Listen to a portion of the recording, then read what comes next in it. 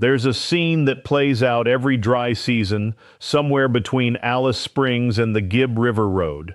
A $140,000 off-road caravan is sitting on the side of the track with a cracked chassis weld, a jammed slide-out, and an owner on a satellite phone trying to explain to a repairer 400 k's away exactly where they are.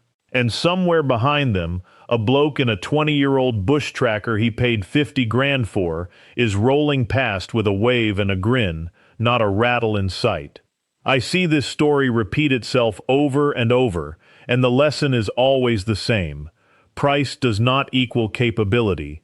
Expensive does not mean Outback proof. And some of the cheapest vans on the market right now will go further, last longer, and survive harder country than rigs costing 3 times as much. Today I'm giving you 6 cheap vans that will genuinely survive the Australian Outback, and 4 that, in my honest opinion, won't even make it to Cairns on a sealed highway. I'm Liam. I'm 50.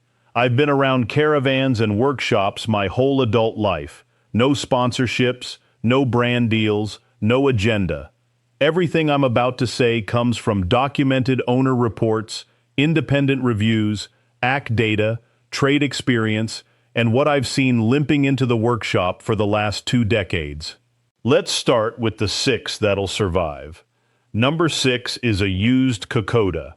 Kokoda is built in Melbourne by Trevor and Catherine Price, a family with serious manufacturing pedigree, including previous experience supplying OEM components to Holden, Mazda, and Nissan. Their off-road models ride on Duragal RHS chassis with independent coil suspension, and the Counter-Strike Vincier just won Most Innovative and Most X-Factor at Caravan of the Year 2025. You don't need the Vincier. A 5 to 8-year-old Kokoda Force or Platoon on the used market will run you somewhere between $45,000 and $65,000, and what you get is a van built by people who understand automotive-grade manufacturing standards, not just caravan ones. That's a difference you feel on every corrugation. Number 5 is the Crusader Dreamhaven. Brand new, composite construction, Australian steel chassis, starting from around $60,000.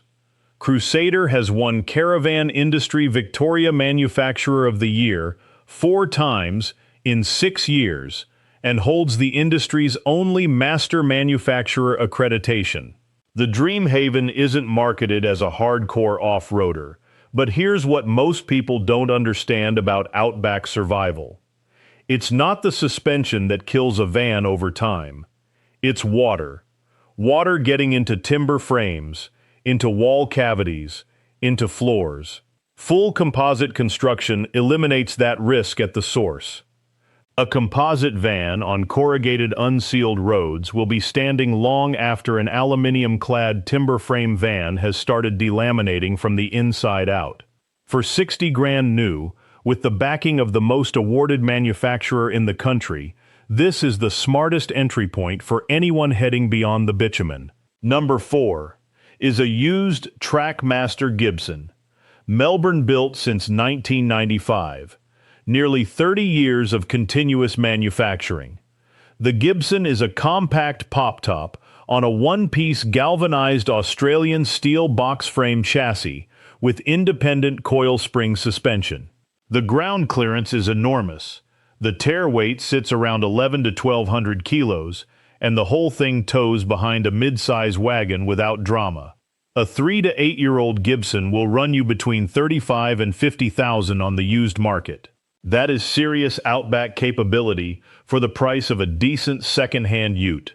Reviewers who've tested them on hard Outback tracks report the suspension working faultlessly, dust ingress at essentially 0, and build quality described as first class.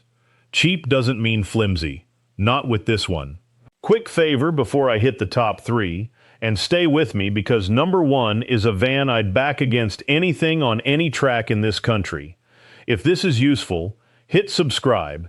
It helps get this in front of the next person about to spend 100 grand on a van that won't survive its first gravel road. On we go. Number 3 is a used Lotus Sprint. You'll find these between 55 and 75,000 for a 4 to 7-year-old example. Lotus has been building caravans in Australia for over 21 years, and their off-road pedigree is among the strongest in the industry. The Sprint rides on Lotus's own AL Plus aluminium alloy frames with Cruisemaster suspension and Redarc electrical systems. Owners report doing tens of thousands of hard Outback Ks, the Gibb River Road, Cape Levesque, the Tanami, with nothing more than a minor appliance warranty claim. 6-year-old Lotuses are still running strong, and owners keep coming back for their second and third. That repeat buyer rate tells you everything. No brochure needed. Number 2 is a used Kedron. 8 to 12-year-old examples on the used market sit between 50 and 80,000, depending on model and spec. Kedron has been family built in Brisbane for over 60 years, 3 generations of the Gall family. Hot-dipped galvanized chassis, high-tensile interlocked aluminium frames, robo-riveted and insulated, and a build philosophy owners describe with one word: over-engineered. A mate of mine runs a 2012 Kedron. He's towed it from Brisbane to Broome and back twice. His summary: nothing breaks, nothing rattles, nothing leaks, and the only thing I've replaced is a light globe. For the price of a mid-spec new Jayco, you can buy a decade-old Kedron that will still be running when that Jayco is on its 3rd set of seals. And number 1, the cheapest way to own the most capable Outback van in the country is a used bush tracker. Every bush tracker ever made was custom built from a blank canvas. Hot-dipped galvanized double-laminated chassis, 60-ton tensile axles, massive water capacity, huge solar and lithium systems, and a build philosophy that treats durability as a survival requirement. A 12 to 18-year-old bush tracker, in good condition, will run you between $50,000 and $75,000. Let me put that in plain language. For less than the price of a new mid-range Jayco, you can buy a custom-built van that has been running the Kimberley, the Simpson, and deep Western Australia for over a decade without a major structural failure. That is not marketing. That is documented owner history. Bush trackers are heavy. They're not pretty. They won't win any design awards. But 800 Ks from the nearest town on a track that hasn't been graded since last wet season, a bush tracker doesn't care. It just keeps going. Right, now the other side. 4 vans that won't make Cairns. And when I say Cairns, I mean a sealed highway trip from Sydney or Melbourne. If a van can't handle that, it has no business being sold in this country. Number 4 is the sub-$15,000 Caravan Show Special. Every expo season, a row of them appears on the cheapest stands. Shiny paint, rock-bottom price, and a build quality that wouldn't pass muster in a garden shed. Owners report chassis corrosion within months, brake seals failing under 500 Ks, and fittings rattling loose on sealed roads. The purchase price is the cheapest part. The repair bills will exceed it before you've finished your first lap of Tasmania, and when the brand disappears 6 months later, you're paying a fabricator $80 to $100 an hour to fix something that should never have been sold. Number 3 is Austrac campers, and this isn't speculation.